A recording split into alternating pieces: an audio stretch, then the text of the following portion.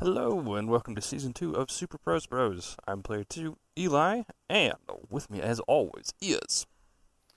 Player one, Ike. And Gary Broldman, did you know that this podcast is on YouTube, SoundCloud, and Spotify? I did not burst your strudel. Is that the same places that they could Like, comment and share. subscribe? You know it, baby. Well, how about that?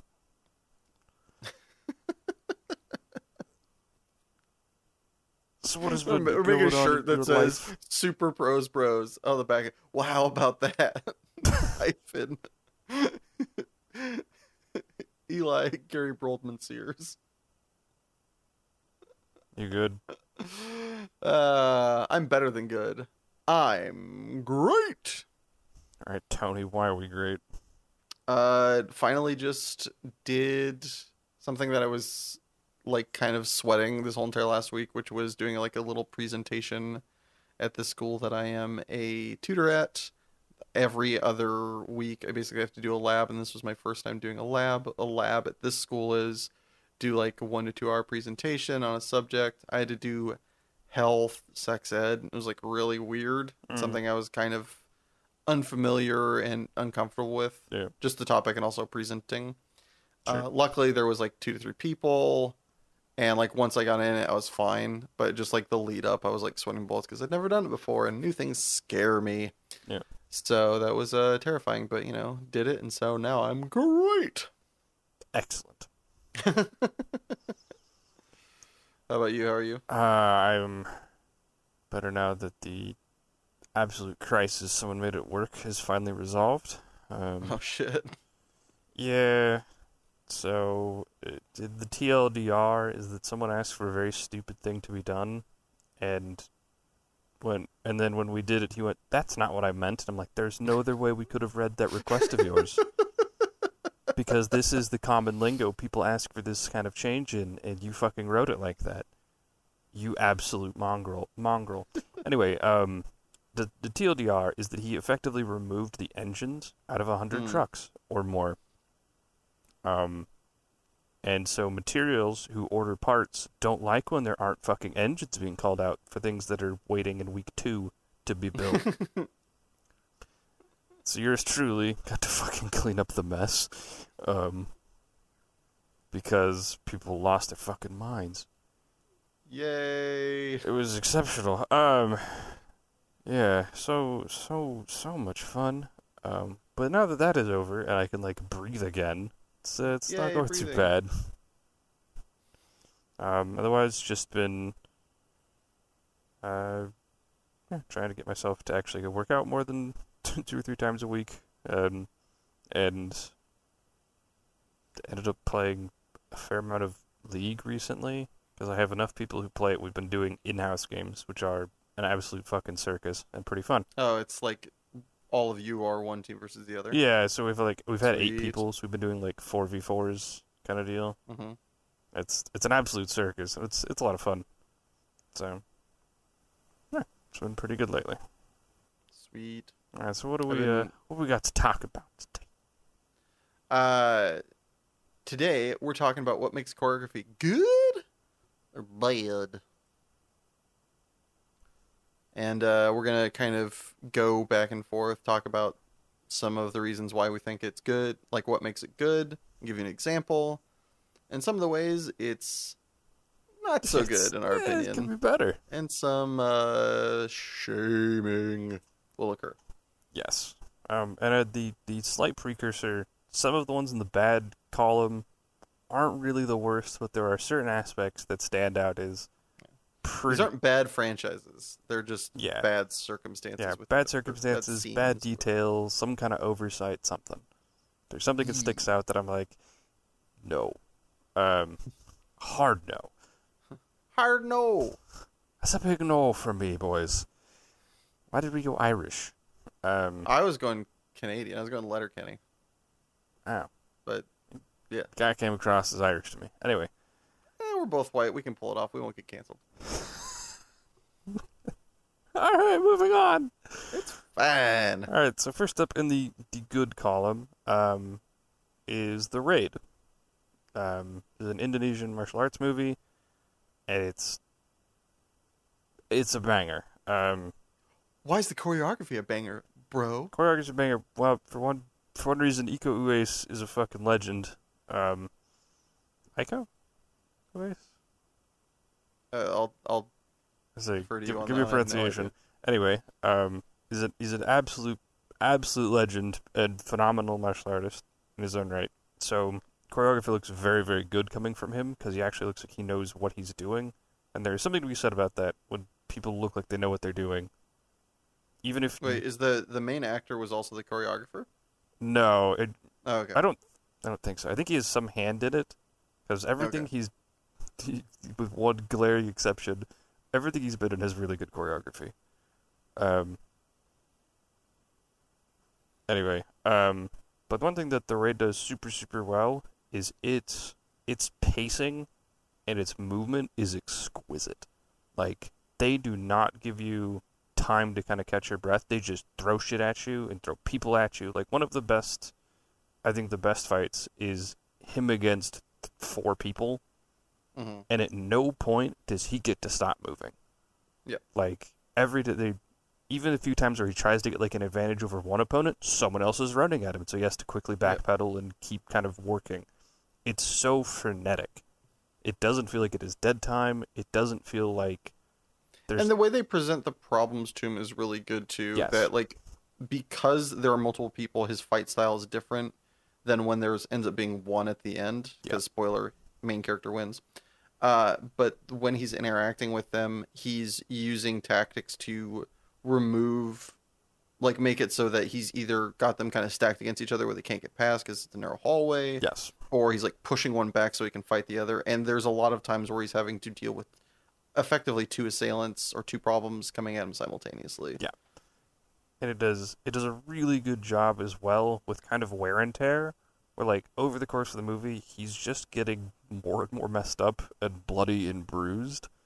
Yeah. And they do that really well because there's And some it affects the later fight choreography too, right? He's yes, not able to do some of the banger stuff. Like he's not Superman. He's not always no, batting he 100. is staggering around like he is less on his toes. He's slower. He's more kind of lethargic, and like he's still fighting and put it and throwing down, but it's not as crisp. It's not as clean. It's Yeah, like in the last fight, I think it's literally it's less precision and more just like yeah, just like throwing movements, not yes, like presenting them as like academically as sound hundred as you'd like. hundred percent is it is slower. It's rougher. It's way less crisp, way less refined. Um, On the other hand, we've got Ip Man, which similarly deals with a bunch of fighters at the same time. I, Oh, but wait, no, he doesn't. They come at him one one at at a a time. time. There's a lot of movies that do this where it's like it's 1,000 people to fight. Please form an orderly line and Single file line. yeah. And Please and thank I you. also want to add the caveat. I think Ip Man has really good choreography for the most part. However, this is Yep. just a terrible sin, and this one stuck to me hardest because he It looks whack. he screams to have 10 people fight him at once, and then at no point do more than 2 people of this crowd of 10 fight him at Yeah. once. And most of the time when they come in like very caught. I don't know. It's like I guess you're trying to attack the guy, but also are you? Like Yeah. the way you're approaching him is not very like Yeah. menacing or in any way Like, intimidating. I have at one point tried to fight 4 people who were like 2/3 my size. That is awful for the record. It's a nightmare because they don't have to be coordinated or even smart. All they have to do is grab you.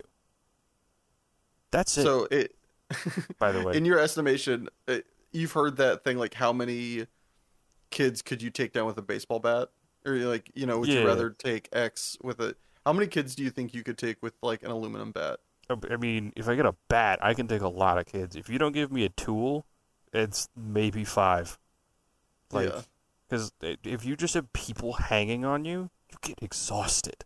Like, Also, leading to that, like we said in the raid, he gets exhausted. There's wear and tear shown. In Ip Man, he fights 10 people, throwing stupid amounts of punches, he and at he the is end, good to go. yeah, stands up very prim and proper. Is not in any way put out by having just like He's like throwing punches like they're punching bags too. It's got a cool sound to it that yeah. It's very almost drum-like Yeah. with the patter and the sound. It's amazing. However, also to stand up at the end and be like, "So, lunch?" and just like Yeah, like, not have any stands up, has the gall to look defiant and like walk off like bitch. And just time for a it's like sandwich. no, that's not how multiple people fight. Like the only way you fight multiple people is you are constantly moving. This is a little bit kind of inside baseball, but I have to. Go. I've done it. The only way you fight multiple people is you line them up, and you are always in the back foot, and you're circling around so that they get in each other's way. Because if you fucking stand still, they just swarm around you, and you fucking lose. Because I don't know if you've tried to block something that's behind you, it doesn't work because you can't fucking see it, Yeah. and you just get You're not Nenji. This isn't Naruto. yeah, That ain't like you don't have happening. superpowers, you don't have eyes in the back of your head, you're not a mother. Yeah, it's like if someone kicks, I let that happen once, and someone kicked the back of my knee out, and I just got dogpiled instantly. Yeah. Like again, like people 2/3 my size, so I have a huge weight advantage. Doesn't matter. You get 3 of them piled on you, I fell over because it's like, well, that's an extra 250 pounds on top of me. I can't move with Hugs! 250 pounds that is actively dragging you to the floor. You're Yeah. not getting up. Like, sorry. It's just Yeah, not when happening. 250 pounds is moving, also it weighs more than 250 pounds by like laws of physics. Yeah, it's Like if you also have not 200 it's not distributed evenly. It's Yeah. also it's also exerting its own On, like- force. It's yeah, it's on limbs. Yeah, and, like yeah. it's not center mass. It's like just pinning an arm. Like if you have 4 people and only one of them knows how to throw a punch, the other 3 just grab your arms and like take your legs out. Well, good luck fighting. Yeah. So mob mentality. I don't know why, but I'm inclined to say eat the rich here at some point. I'm getting Bugs Life vibes, and then I'm thinking eat the rich. So before I go on to Let's quickly get off of this.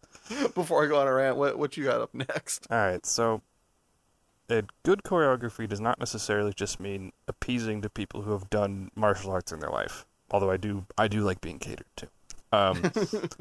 But I think one of the most beautiful instances of choreography is actually animated. And it is in Avatar, because of course we have to mention Avatar at some point. At the end, when Zuko fights Azula, it is gorgeous. It is, and there's no sounds of combat. It's just music over the top of them having an Agni Kai, having a Firebender's duel. And it's such a good use of visual storytelling to show that where he has become more mature and resolute, she has lost her cool. Yep. And it's Because when we first meet them, Zuko is brash, debased, is arrogant, and unsure of himself. running on pure emotion. Yeah. Like easily manipulated. Where Azula is in control, evil as fuck. Conniving, sinister, terrible, but she is in control. Yeah. And as she is, but she has tried to control through fear and dread, and it's finally coming back to haunt her. He has learned to be, from Iroh, to effectively be a man and be his own man, and have his own, like, not be dictated by the will of others, where Zula hasn't learned that. And also not to have peace. Like he has found inner peace of a sort where he is able to, because one of the reasons he's unable to, the kind of metaphor I see anyway earlier in the series, is the reason he can't like lightning bend and can't deal with it, is he doesn't have that inner calm to let it pass through him. Yeah. He has to control everything. He can't find the middle ground between control and being a conduit. He isn't in control of himself. Yeah. And he finally is at the end. Yeah. And you can see the juxtaposition reversed and the story come full circle where he's grown and the seeds of evil and discontent that she's sown in and around her have come to blossom, and she's now like wrecked by it, where he has grown and she has diminished. And you can see it through the way they show the fighting, the way they show the characters moving, like all the things where before she was smooth as silk, you know, like this almost like this evil poison having this kind of, just like moving through your veins. Now she's jagged like a knife, and where he used to be like this blunt instrument, almost like a bat or something like that, now he is just like water. Yeah. Everything he is doing is like very elegant. It's got like great form to it. Even if you don't know anything about martial arts, if you just watch the movements, you can tell who's winning, which I think is a great thing to show, like in movement. Yeah, and the animation is also just fucking exquisite. It still holds up, a decade and a half later. 10 out of 10.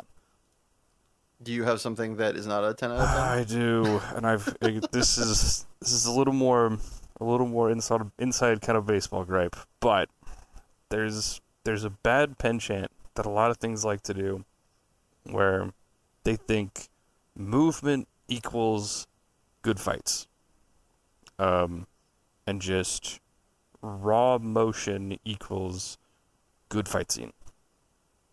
Daredevil's a bad example for this, or is a good example, a good bad example. A good example. There we go. A good example of a bad problem.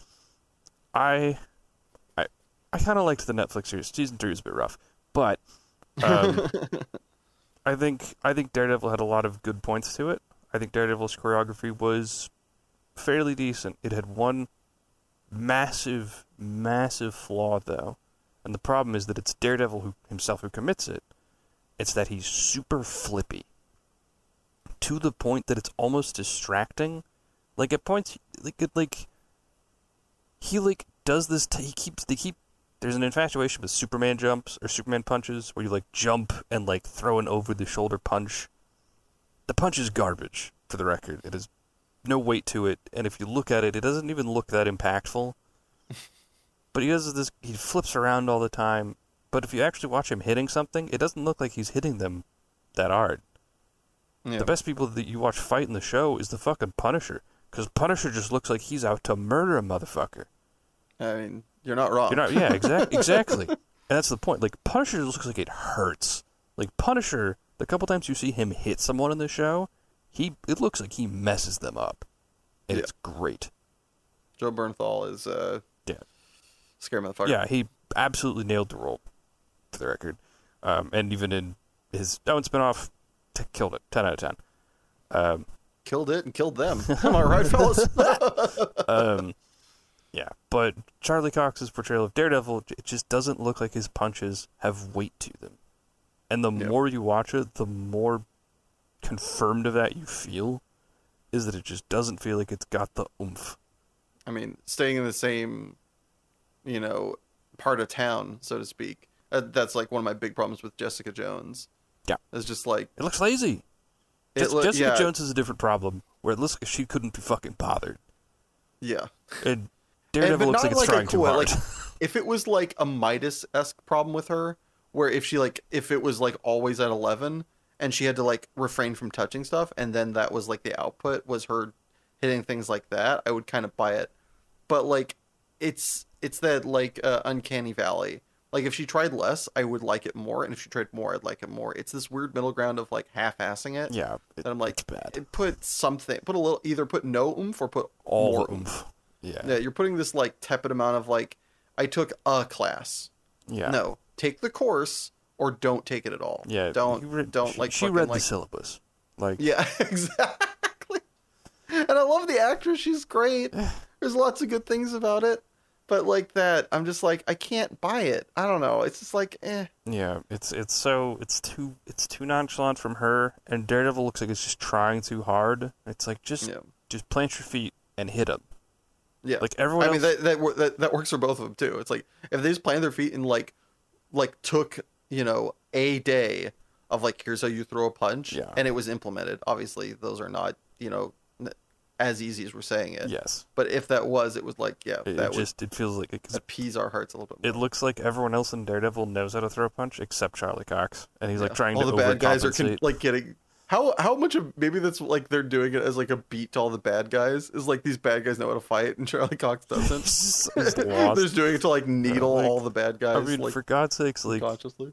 Any scene where Kingpin is fighting, it looks like Vincent D'Onofrio is hurting people. Yeah. And then there's the car door scene, which Jesus Christ, scene is just savage. for so many reasons. Yeah. But yeah, Throw headbutts like Vincent D'Onofrio. That's the moral of the yeah, story. like just make it look weighty. A weighty punch always is better than a flippy punch. Every time. Speaking of flippy, I don't know how this quite translates, but it's a lot more. It's kind of more flair. Like just because something's flippy doesn't mean it's bad. Case in point, if you look at any Edgar Wright movie, there isn't necessarily there's a lot of like kind of flipping around and traipsings, for lack of a better word, when it comes to like doing things for just visual effect. But the way it's done is what I want to focus on. One of the most impressive things about, and if you like basically look at any Edgar Wright movie, is he does this really cool thing. It's almost like he turns a lot of like fight or running sequences or interaction sequences to like a music video almost, where he syncs up the actions of the actors with the sound, with like the song that's being played. Yep. Sometimes diegetically, sometimes not. Diegetically meaning it would be in the scene. For those of you that don't know that word, which why should you? It's a weird word. Anyway, one of the things that he really likes to do that's really cool is that like if you watch there's this scene in Shaun of the Dead where I think somebody bumps into a jukebox and it starts playing Can't Stop Me Now or Killer Queen by Queen. I don't remember which one. I think it's Can't Stop Me Now. And they're like fighting the zombie and like they're doing it in sync with the rhythm. This Don't Stop Me Now. It's like do do do do. And they're just like hitting him with brooms and stuff like that. Excellent. I don't know if it's great or if I just love it, but I know I just love it for sure. And it's really appealing and just visually stimulating when the song is being just not like left lazily in the track, but like utilized by any and all ways that the director and actors feel able. And so like using that opportunity, and there's later entry in this category that does very similar things to it. I'm happy to see other directors are kind of like picking up on that. But to utilize that, just like if you are not doing a super serious movie, if you're doing something that's having fun and is somewhat aware of its own existence, Yeah. I think that's like such a great way to like elevate music plus action scenes is to like incorporate them into each other. Yeah. Like you can also see it in Baby Driver. There's a scene where he's running away. It's just running, and they use the song Hocus Pocus, and they match a lot of the drum hits with like him jumping on tables and running away. And it doesn't at any point look frilly, but there is a lot of like, why is he running on top of tables? Couldn't he just do this? It's like, yeah, but in the moment you're just like focused on, dude, he's like bouncing off tables in time with Hocus Pocus. This is dope. It's wonderful. Yeah. What isn't wonderful? What isn't so wonderful is I love the show Chuck. I thought it was hilarious. Its fight scenes are unwatchable. They're bad. They're real bad. And not like in any detailed kind of way. They're the opposite of the Raid. They're clunky. It's like the cardinal sin for choreography, unless it's very, very deliberate that it's clunky, and that can work, and that does exist, where things are awkward, and people are tripping over themselves and shit. But this isn't that, and it's not at all intended to be, since two of your main cast are supposed to be these absolute badass secret agents. I would expect they know how to fight people. But my god, it's hard to watch. Like, you don't have to know what's happening. If you've seen a boxing match at any point, you know what a fight should kind of look like. And then you see this, you're like, oh, no, not that. It's not that at all. It's stilted, it's clunky, it's slow, it doesn't look like it's got good impact. It's just everything is bad about them. Like, it's like they didn't have someone to direct the choreography, and they just tried to half-ass it, and everyone was afraid to get hurt. So they like did the awkward, like, kind of throw a punch, but super half-assed to make sure they couldn't hurt their co-star. Like, that's what every fight scene in Chuck looks like, and it doesn't get better. It never gets better. And if you're trying to like sell it at all. Like if there's any amount of believability, and in action movies, I think generally you want there to be. I think you want like the audience to feel the punch. You want them to like Yeah.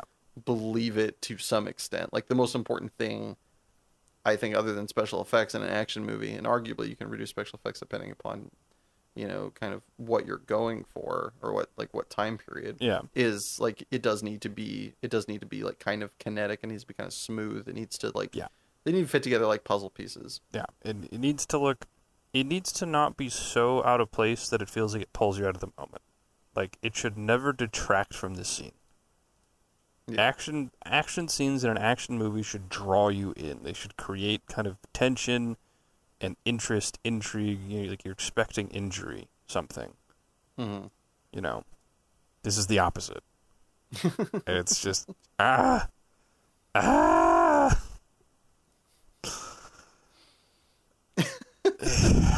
Do you mind if I take the spring bucket away from you? Please take it away. Give us something better. What do we got that's good? Let's go to church, shall we? Okay. What's at church for us? Just a little bit of ultra violence, the best kind. So I believe a mutually beloved film is the original Kingsman, Yes. especially the church Freebird scene where was it Martin? What's the actor's name? What's the character's name? Anything. I could see him. I can hear him. I could shit. On a moment, please. Colin Firth. Is Colin Firth the name in this? Harry Hart. Harry! I can remember Taron Egerton's character's name because it's so catchy, but yeah. So Colin Firth, aka Harry in the movie, gets duped into, well, I don't know about duped or if he's just He's kind of lured. Yeah. He's somewhat lured. I think he's relatively aware it's a trap, but he's somewhat lured into going to this bad guy circumstance, ends up getting kind of has this dial on his phone, gets it like jacked up to where he's just mentally incited to do violence. It's not his phone. It's everyone in there owns one of those phones. Oh, that's right. It's not. He doesn't have one. Yeah, it's everybody else in the room. But they all emit the signal, and it just makes people go fucking batshit crazy violent. Everybody goes chimpanzee. Yeah. And the way I would implore you, if you haven't, to just watch that scene if you're ready for some just insane ultraviolence. But the way they have characters use whatever they have, and then again to like kind of calling back to the Edgar Wright thing of using a song. It's not so much in rhythm as Edgar Wright likes to do it, but this is also a lot less Edgar Wright as it is just like hyper violent. Yeah. Lots of things going into eyeballs. Yeah. And just the kind of back and forth, the using of anything and everything. Any martial artists notes on this? It's a bit, and I think, I don't know if it's deliberate or not. It's absolute fucking bedlam. It's not super refined, although everyone else isn't super refined. He is much more crisp in like terms of throwing punches, which he should be, since again, he's supposed to be a secret agent. He knows how to fight. And earlier in the movie, where he's like the gentleman fight, quote unquote, just also banger scene. Dope. Absolutely love it. Great stylized choreography. You expect him to be a cut above, and he absolutely is. Yeah. And I also appreciate that he just at no point hesitates to throw stuff. Like, his gun runs out of bullets, fuck it, and he just throws it at a guy. Like, this isn't useful. Picks up a book, beats the shit out of someone with it. Like, it has such great pacing and such good decision making, I think is probably what I'd want to say. Like, it's a great blend of like a very small modicum of like reality with a lot of stylization. Yeah.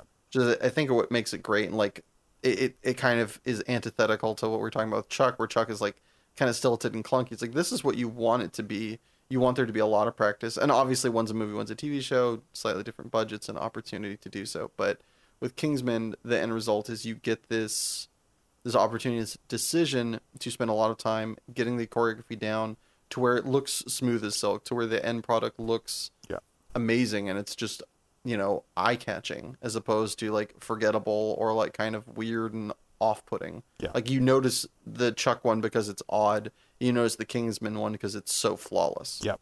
The Chuck one is awkward. The Kingsman one, it's not like perfect from a martial artist standpoint, but it's fantastic. Like it is a joy to watch, and it doesn't pull you out of the scene. You are engrossed.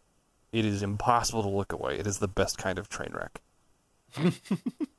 Because I mean, it's a mess. It's a beautiful fucking absolute circus of a mess. And the best part too is you just see people dying in the background. Like people just get fucking on worked. rewatch. You just see like It's absolute chaos. And you just kind of follow Harry around it as he just cuts everybody down because he is the apex predator in the room. A bunch of catharsis too of like the people, like the initial person he kills is just a hunk of shit. Oh yeah, They're the people like they're nice. it's like this terrible racist kind of Westboro Baptist church vibe. They're awful. Yeah. They are horrible people. It is just extra value. Yeah, you don't really feel guilty watching them go. But I do feel guilty when I watch Taken 3, or at least watch the man with a specific set of skills try to jump over a fence. So 6 cuts. I'm gonna find this and put this in here. It's like 7 seconds long and twice as many cuts at least. Yeah. But watching, I think his name is supposed to be like Brian Mills or something. Yeah, Brian Mills. Try to jump a fence is just like you're watching post production go absolutely batshit. Like they're having to work their ass off to make this even like slightly work, which leads me to believe like it's just one of those things that you cannot have this. So I'm talking myself around this circumstance. I'm going to include the clip. So basically, Brian Mills, aka Liam Neeson, comes up to a fence. Oh God, a fence, my only weakness. And he needs to clearly cross the fence. Sure. But instead of having them do something believable and in preferably 1 to 2 cuts, they have him jump over the fence and I'm going to take the 7 seconds to count it.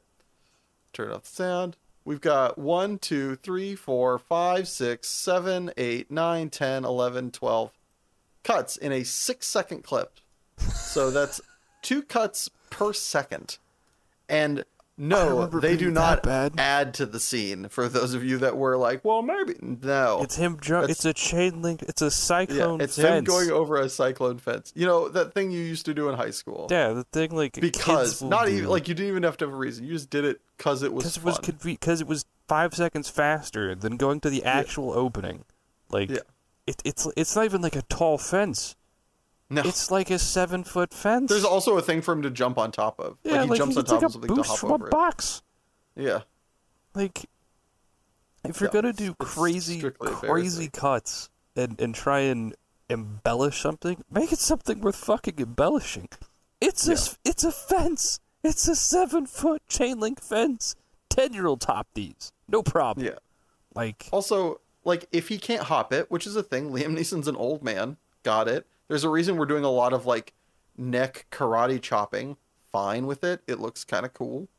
Have him like have him be smart. The guy's a spook. The guy like has worked in espionage. Have him see another option. I'm trying to remember the movie. There's some other movie where like clearly the guy couldn't do things anymore, or like either he or the character couldn't, and so he was smart. Have the character be smart. He doesn't have to be like Joe Badass and everything, especially when he looks like a robot. Like he looks like a bad Newgrounds animation, just like clip, clip, clip, clip, clip, clip, like flying into the sky to get over this chain link fence. Like fucking get just come on. Like everybody's gonna notice this. There's nobody's gonna watch this scene and go, oh yeah, that looked cool. They're gonna like, what the fuck? Just gotta kind of blink a few times, like, things that don't make you blink a few times, though, are... I don't have a specific example for this, but all hail the Lord and Savior of good fight choreography, Jackie Chan. The man is a legend at this for a good reason, and one of his biggest signature hallmarks is that he always earns his win. It's never gifted. He always starts every scene he's fighting from a disadvantage, or there is something about the situation that puts him at a disadvantage. He's kind of harkening back to like Zuko and Azula of like telling a story with choreography. It's like we get to see him overcome, like start mid, always running away, pulling the Bugs Bunny card of "I don't want any trouble." Yeah. Which he says in like half his movies, by the in some form or another. I want no Basically, like trouble. whoa. I just whoa. Like, But then because he's not the instigator, you get to root for him, because everyone loves a good underdog, but also he's like, oftentimes he's just at shitty circumstances putting him in danger. Like, yeah. I think my favorite examples is the start of Rush Hour, where he accidentally drops the N-word in a bar full of black guys. And so Chris Tucker's like, oh yeah, you could say that. Yeah, like, 'cause- says it's okay, or hears him saying it, he assumes it is. because Chris Tucker just casually drops it, no problem, because he knows the place, he's been there, he's got the rapport to do it. Jackie Chan Whack. does not, for so many reasons, and gets appropriately smacked around. Although, I mean, he's just off the... Attempted to be smacked around. Yeah, they attempt to. And he's... But you get it, and he's just fighting his way out. I think my favorite thing is him using a pool ball, or a cue ball, to like smack someone, and grabbing a stool with his feet. Like, he is the king of improvised weapons. It's always a treat to watch him, and he very rarely stands his ground, too. Like, half of his fight scenes are being outnumbered and running. Yeah. Which, to harken back to my earlier point of the only way you fight multiple people is moving and making them follow you because they line up incidentally. Yep. Does that constantly. Yeah. And it's... Also, to add brevity to it, half the time he's the butt of his own joke, and so like it makes his victory so much more acceptable. Like if you start off, and it's not bad, but you can only take so much of guy that's unbelievably powerful beats the shit out of a guy that isn't. Yeah. It's like that's usually the villain's role. Uh-huh. So like sometimes they do it with heroes, which it can work, but often is like But it's usually circumstantial. It's usually the exception, not the rule. Yeah. For Jackie Chan, it is always the exception. Or like it's he is Jackie never... Chan is always the underdog. Yeah. He's always running away. He always doesn't want any trouble. And so when he gets that grandstanding victory at the end that he's earned via, running away, asking people to stop, he kind of practices all the good things of martial arts. Of like, I remember going to, Deep Family Cut. I used to pick up Eli here after martial arts class when we lived in Podunk, Fallon, Nevada. And I remember hearing multiple times, either at the beginning when I dropped him off or when I picked him up after, that like your sensei would be like, if you can, run. Yeah. Every time. If you can get yourself out of the circumstance, that is like priority number one. If you can run, that is 100% to end with you not being messed up. Yeah. And because you don't know a lot of people's capabilities. You don't know what they have in their pocket. Yep. I remember him saying that. It's like, you don't know if they have a gun. You don't know if they have a knife. Pockets are big. Those objects are not. Yep. Like, they could have that thing, and you don't know. And if you find out the wrong way, you're never going to get to find out anything ever again. Yep. And so, like, starting off, running, always trying to appeal and kind of, like, make things right. Or, like, hey, we don't need to fight about this. Whoa, let's, and trying to lower the energy in a room so that there's no conflict. Yeah. And he's doing all of these things. Like, Jackie Chan is practicing, like, perfect martial arts. And then when push comes to shove and it's fight or not, he fights. He's gonna fight. But he does it in a very smart way. He does it in a very kind of, trying to get himself out of the circumstance. And 90% of the time, he is running to an exit, fighting when he needs to, but always running to an exit, using, originating Krav Maga and just using any and all objects that are just, like, around. And, chair, step ladder, balloon animal, who cares? Like, he's gonna whoop your ass with it. It's just perfect. Yeah. No notes. No, it's just his willingness to do it over and over and over again to make it good also stands out. That behind the scenes dad. I'll include that. One of my one of my favorite channels on the YouTube platform is now dead's not the right word, but just kind of like in a perpetual form of stasis is um, Every Frame of Painting. And Tony Zhao, who's the creator and like voice over narrator of the channel, made one about Jackie Chan and talked about all these things and more. I'll link to the video. But one of the things he talked about that we're kind of alluding to is that he did it all his own sense because he's a goat and it was the time, which I'm sure he's kind of regretting now as he's like sitting back in a chair going, ow, oh, ow, oh. But thanks, Jackie. We appreciate it. You looked awesome. But the other thing is the amount of times he would do things. I think it's like Rumble in the Bronx or like a police story. It's one of his like earlier kind of celebrated movies in like the late 80s, early 90s. Mm-hmm. He has this simple scene where he's like talking on like multiple telephones or something like that and needs a pencil and reaches out with his right foot, flicks it and catches it like in his teeth or in his hand or something like that. Simple enough thing. It's kind of cool. It does it with no cut, which is how we know it's, done cleanly. And to get that, he did it, I think, 218 times. Which, especially considering they weren't digital, cost a lot of money, but also took a lot of damn time and a lot of stick-to-itiveness. Yeah. And that's, so much of Jackie is just beautiful, hard work, never giving up.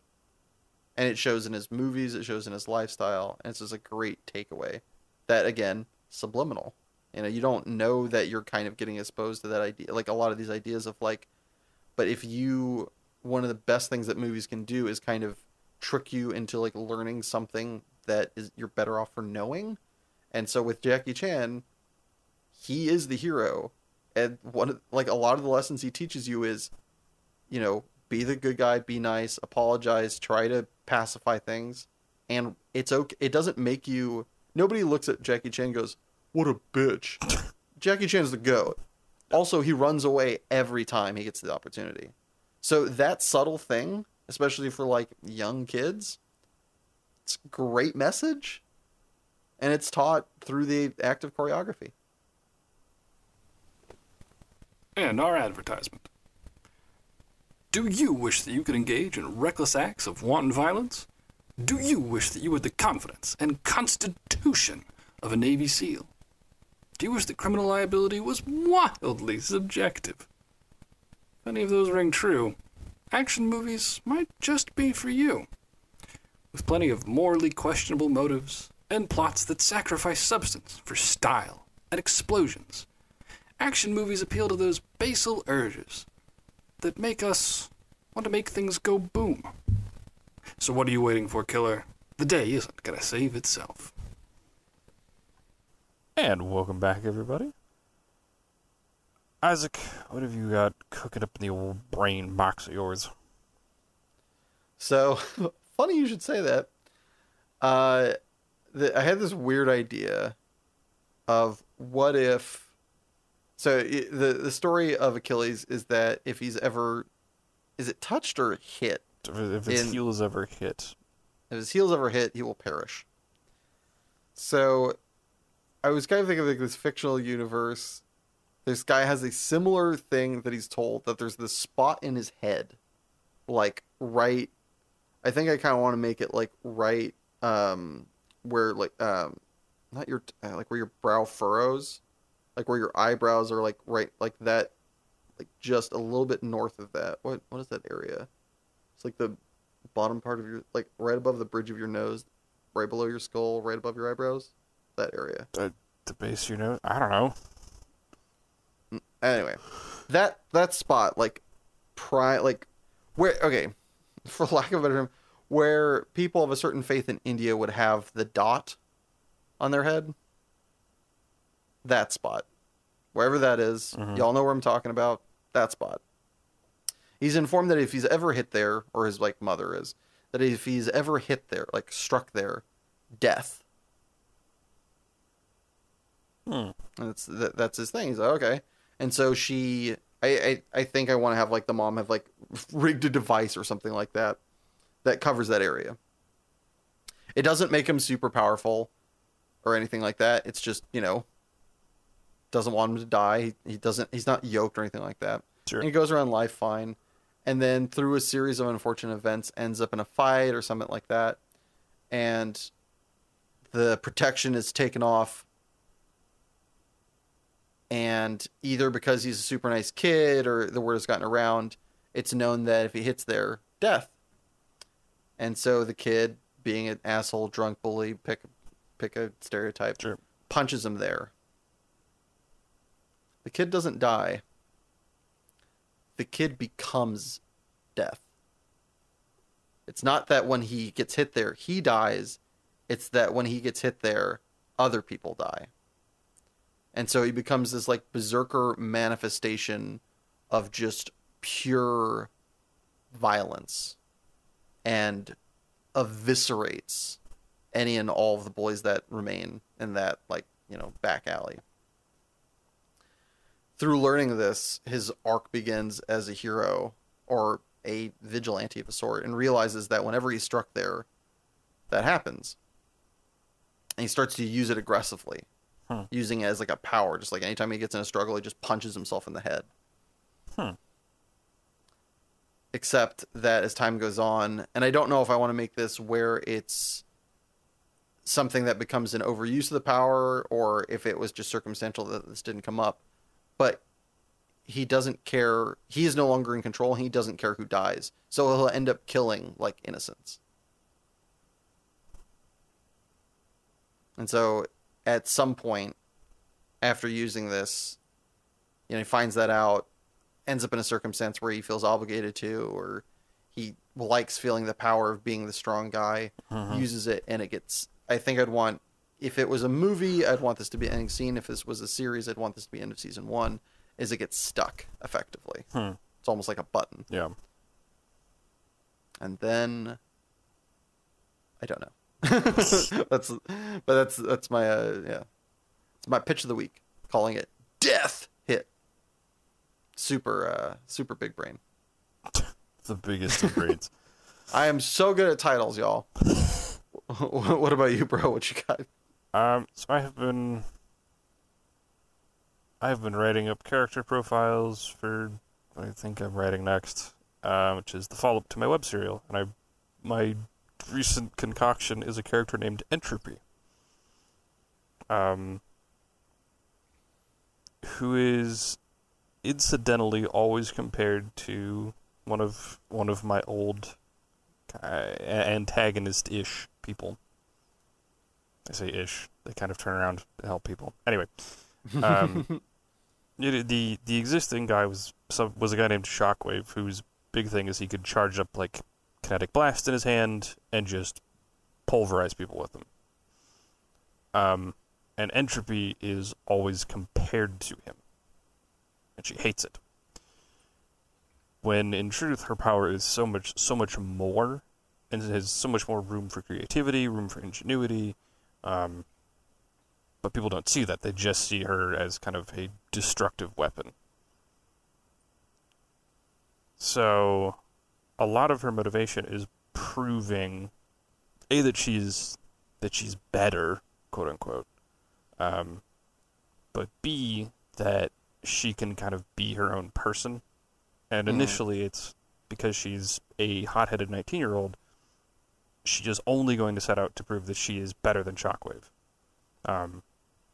Until she actually gets to meet Shockwave and go, holy fucking shit, this guy is all the hype. Despite him not being part of, like, the game anymore, quote unquote. But she has to learn to embrace the fact that she's not Shockwave. She doesn't need to be Shockwave and fuck the haters, essentially. While kind of learning that losing people is terrible and being overconfident will get people killed if she wants to be an actual leader. Which is like a lesson she doesn't want to take from Shockwave himself, since she knows he's lost a lot of people. Yeah. When you write up these, by the way, I'm kind of curious, when you write up these profiles, how deep do you go?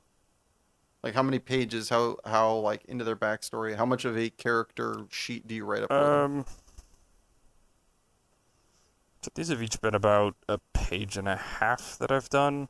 And so most of what I've done is I've gone into, and a lot of it comes right off the cuff. Like I just kind of keep writing. I'm like, oh, this seems like a good idea, and I just keep adding it.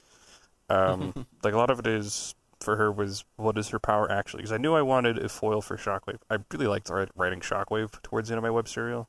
Like I enjoyed having. I enjoyed trying the challenge of having somebody with a very limited power, and that it goes one direction. He just shoots his stuff with his hands, and like he does it super super well, and he can kind of manipulate it and modulate it a little bit. But he shoots with his hands. That's it. You know, that's the extent of it. Yeah. And so I liked him being creative and kind of fighting with other people. And so I wanted a foil for him, or a kind of protege to be. But then I wondered, how could I make Entropy different, and where could she stand out versus, and have an interesting power. Making actually interesting superpowers that are semi-original, by the way, absolute pain in the ass. It turns out. And there's several I've found that I'm like, shit. I didn't mean to copy you, apparently, but I did your homework. And I mean, like, it kind of harkens back to that South Park thing, like, Sem says that. Yeah. Very much so.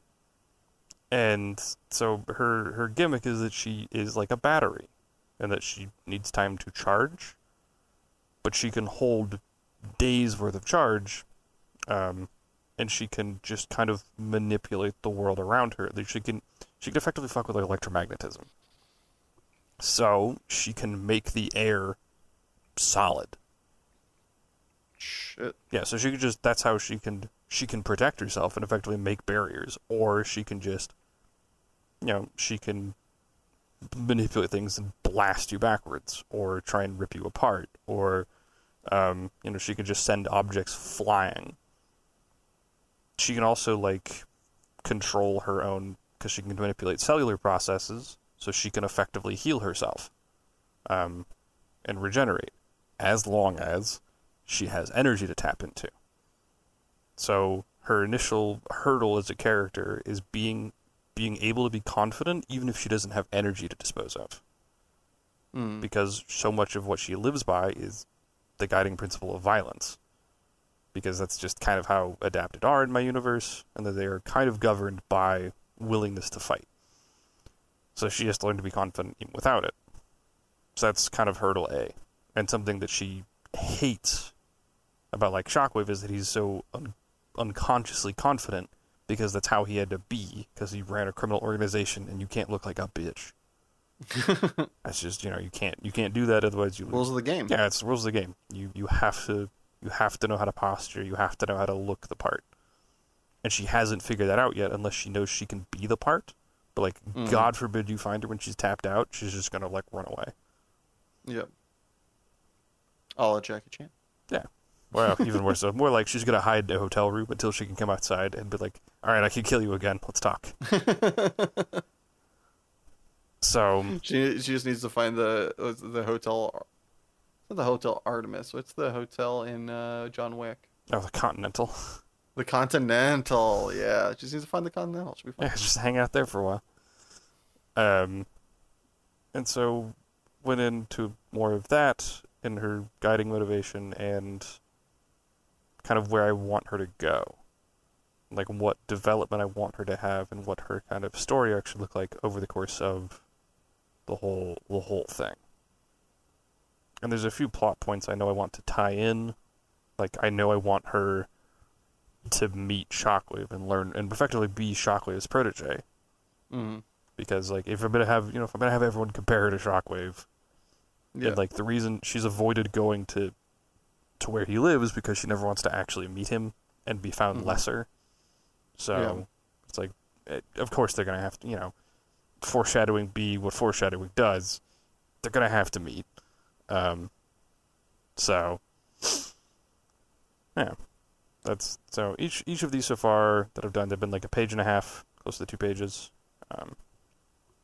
I don't have tons of backstory, this is what happened when she was a child, because I don't know that that's necessarily pertinent for everybody. I feel like as long as you can have clear motivations and justify them and be consistent with them, I feel it still plays pretty well.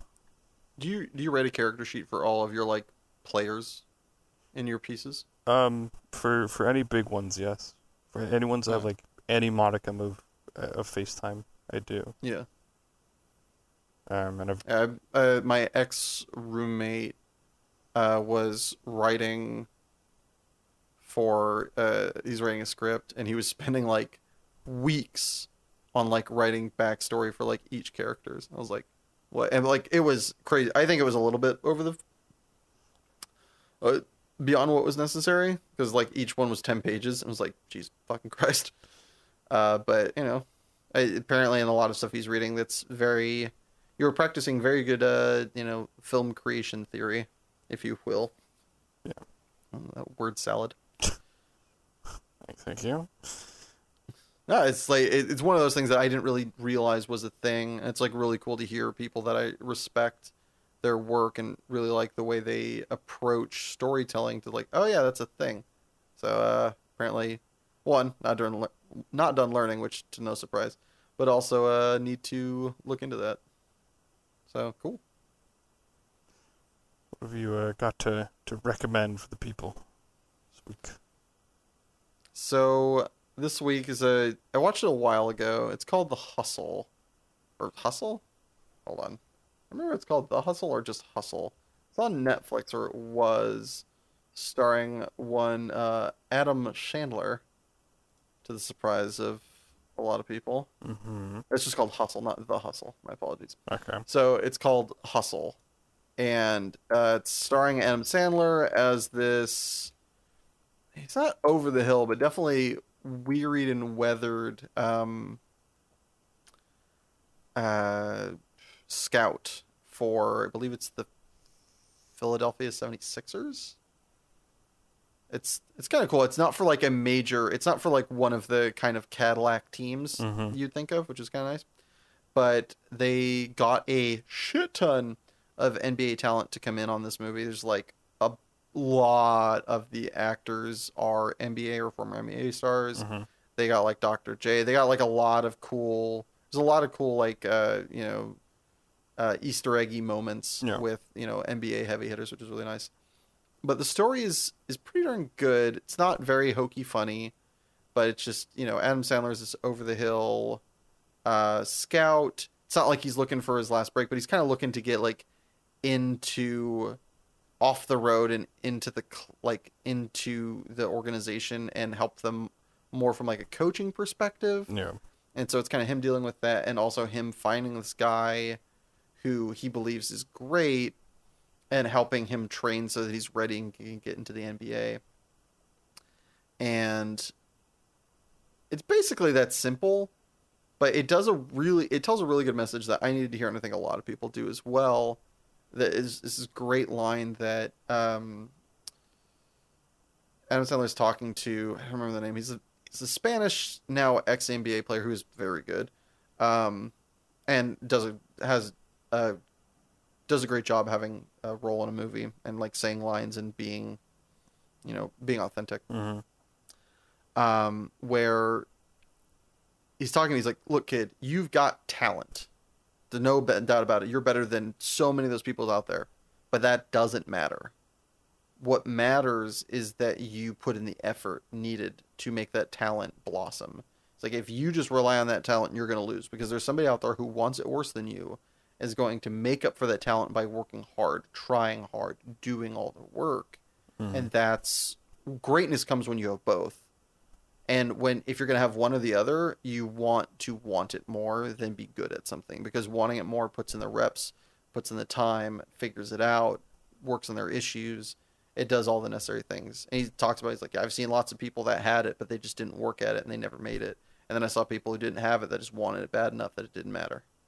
It's just like, that's kind of life. And it's a message I need to hear constantly, because I am so willing to sit on my laurels of like, a lot of the places that I will excel in life, I have like, I'm a little bit of cut above, not to like brag or anything like that, but I'll be like slightly better off jump at something than somebody else, and I'll kind of rest on that and be like, it feels good.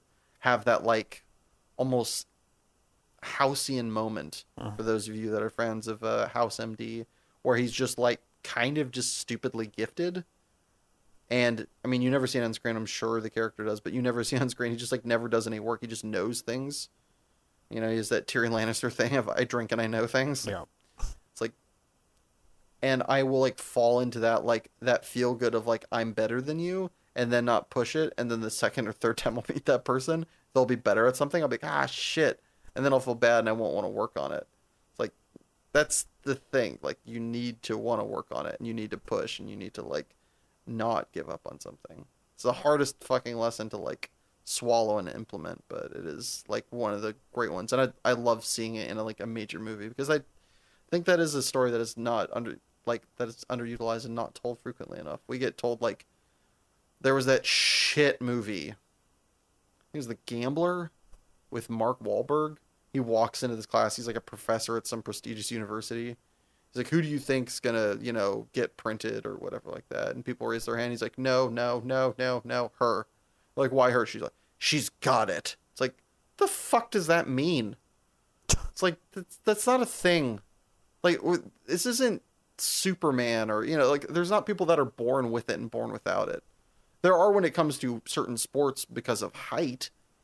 But, like, sans that, like, so much. And, like, then there's people like Muggsy Bogues who were 5'10", won the dunk contest. Actually, I think I'm giving him inches. I think he was 5'8". He was under 6 foot and won the dunk contest, like, in 1990 something or other. Oh. So, like, even that theory doesn't hold water. Like, if you want it bad enough, there's very few things you cannot do. Yeah. The only thing I can't do is fly a plane because I'm colorblind. That thing I literally cannot do, but that's not like, that's just a, number of people are born with that. That's a disability, not an ability. Yeah. But just this idea of like ability equals like success. It's like, no. Yeah, it's complete hogwash. What isn't hogwash that you've seen recently? So I recently watched The Menu, which is a very peculiar thriller. And if you want to watch Ralph Fiennes be absolutely awesome, it's the movie for you. I don't know if you were into fine dining and highbrow restaurant stuff, I don't know how you'd feel about this, because I'm fucking not. And this very much puts a huge emphasis on the kind of artistry of fine dining and like really high-class restaurateuring. Mm-hmm.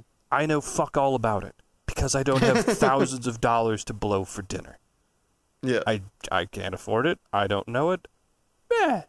And the kind of fun part is that you have the main couple has a guy who is an absolute pretentious fuckhead who knows everything about it and loves it, versus the lady he's with knows nothing about it and he's like, this seems pretentious as shit. And she's the most authentic person in the room. And doesn't she ask for like a cheeseburger? Kind of like everybody gets like a meal, right? yeah, I don't want to say anything because I think it is I think it's a movie that's much better appreciated blind. Okay, apologies. I know of like 2 scenes of the movie. Okay, it does a really good job with like this awkward tension where you kind of like second guess and you're like, is this happening? Like this seems, because at first it just seems like this odd expose on the restaurant almost. Mm. And you, as it goes, you feel that something else is going on. Like, and it feels very unseemly and sinister. And it's really cool to watch it progress and kind of fuck with you. Did you not see any trailers or anything like that? I knew fuck all. That's really cool. That's great. I know. I've watched like a lot of biz. Yeah, on, I just knew. I just heard that it was good. That was it. Like, I knew nothing about it. I didn't know it had. That's the best way to go into a movie. I didn't know it had. I really wish I could keep myself away from watching trailers. Yeah, like it was. Yeah, it was very interesting. It was a lot of fun. It's got a few moments that feel kind of goofy, but it was a lot of fun. It was really good. It was a very cool kind of psychological thriller. Big fan. Sweet. I'll have to check it out. It's been on my like to watch list recently, and I think it's on HBO right now, right? Yes. Sick. I know what I'm doing later. I watched it on Valentine's Day because we made some dope food. That's awesome. Yeah. And just tracks so well for you, the two of you. Yes, it does. All right, do you have any musical recommendations before we? I do have a musical recommendation. What do you have? So a kid at the school I work at, lovely guy graduating this year. Congrats in advance, Don. You're kicking ass. I love you, bud. He won't hear this, but just in case somehow. He through like just sitting around idle conversation because I'm like tutoring. He's like taking a break in between like doing one work or the other. We just talked about music. We were both into the Gorillas, and he ended up recommending this band. I say band, it's basically one person called James. I think it's one person. James Super Cave. James and Super Cave, all one word. So there's multiple songs that I love. I think the one that I hear the most is Poor George. Mm-hmm. This is something my co-host will not even remotely like. This is so whiny and pretentious, but I fucking love it. So if you're looking to have your best indoor white boy summer, this is a great song for you. I regret nothing. I said what I said. I said what I said. And with saying that, that is our episode. So thank you everyone for tuning in. And if you enjoyed, please feel free to like, comment, share, and subscribe. But don't forget, new episodes of Super Froze Rose come out the first and third Saturday of every month. Bye. Bye.